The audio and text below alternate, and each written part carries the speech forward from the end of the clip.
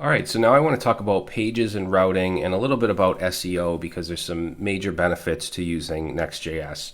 Now, if you're familiar with React and let's say create React app, if you want to create a route, you actually have to install a third-party package like React Router DOM. Well, we don't have to do that with Next.js. We don't have to install any third-party package. We don't have to define our routes manually in our code.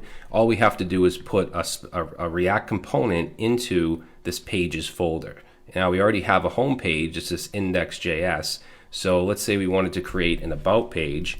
We could just say about.js and simply create a React component. Now, to generate React components, I'm using an extension called ES7 React Redux GraphQL React Native Snippets. So let's say we want to just do a regular functional component. We can do RFC.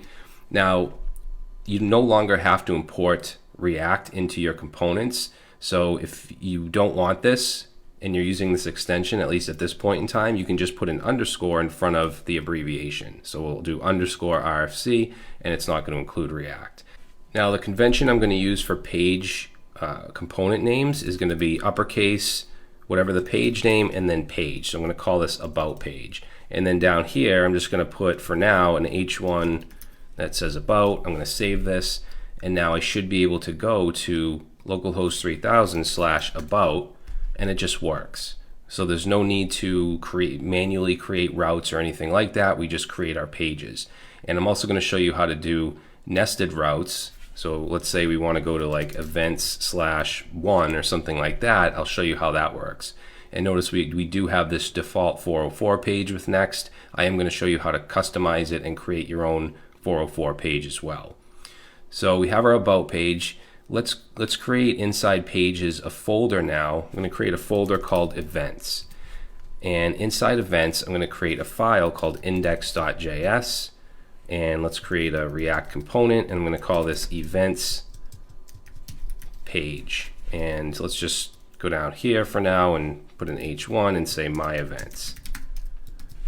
Now, creating a folder and then an index file will give you the same route as if you just create the file name. So here we did just a file called about.js. Here we have a folder called events with a file called index.js, but we should still be able to go to just /events.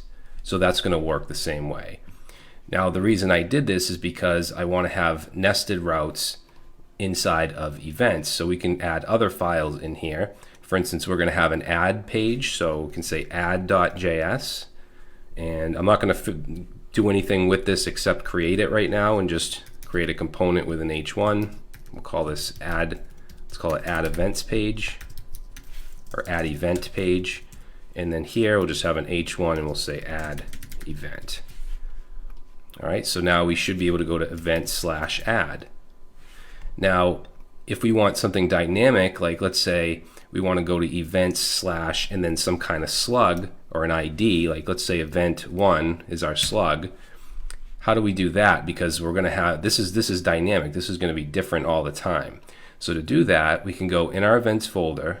Let's just close this stuff up. So in our events folder, we can create a new file with some brackets and then whatever the param we want. So it could be an ID if you wanted that, but we're going to be using slug. So it's going to be brackets with slug and then .js. And we just need to create a React component. Let's call this event page because this is going to be a single event. And in here, we'll just say my event. So now you'll see that that'll just reload and it loads this component, this page. And it doesn't matter what the slug is. I could say event2. It's still going to load this page. And in a little bit, I'm going to show you how we can actually get this value into the component. Now, for now, I'm going to just go into the about page. And this page isn't going to have much at all. So I'm just going to add the rest of the content. We're just going to have a paragraph. We'll say this is an app to find.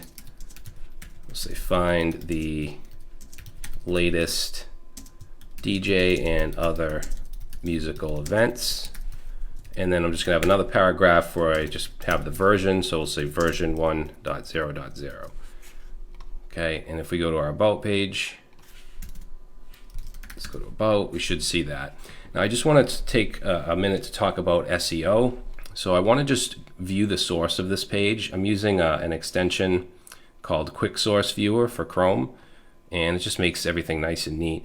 But basically, if you're familiar with creating a regular single page application, whether it's React or Vue or something else, usually what happens is you have in your HTML that's displayed in the browser, in the source, you only have that initial div with the ID of root or app or whatever it might be.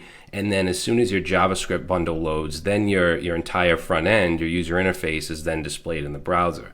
Well, the problem with that is for SEO, the search engine crawlers, they just see this empty div. They don't see your content because the JavaScript is then loaded after. And there are ways to get around this without using Next, but it's built in with Next.js because it's a server. It's your initial page is rendered on the server. It's server-side generated, so it's able to load the actual content. So you can see down here we have a div, and then inside that we have our H1, our paragraphs. So a search engine crawler could see this. It doesn't just load an empty div and then wait for the JavaScript to load. It's loaded on the server first. So that is definitely one of the top features of using Next.js. All right, so I just wanted to explain that because that's something that's really important. Now, you might not need SEO if it's some kind of panel that you have to log into. You might not even want it to be indexed in the search engines.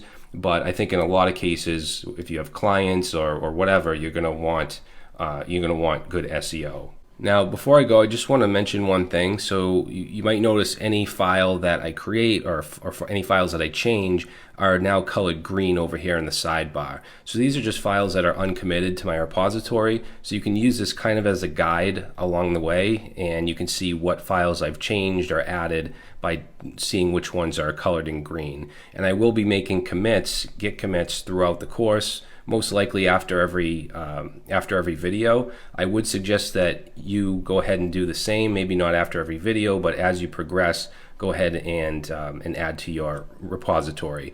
And we're going to keep the front end and the back end separate. So what you would do, I'll just make my commit now. So I'm in my DJ events front end.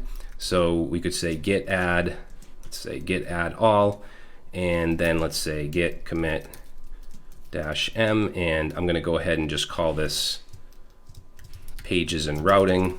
That's going to be the name of the video. So we'll go ahead and commit that, and then you could push to your GitHub or whatever. I haven't set that up just yet, but just know I will be making commits, and now you'll see everything that was green is now white. All right, so I just wanted to mention that and also encourage you to use Git along with this project.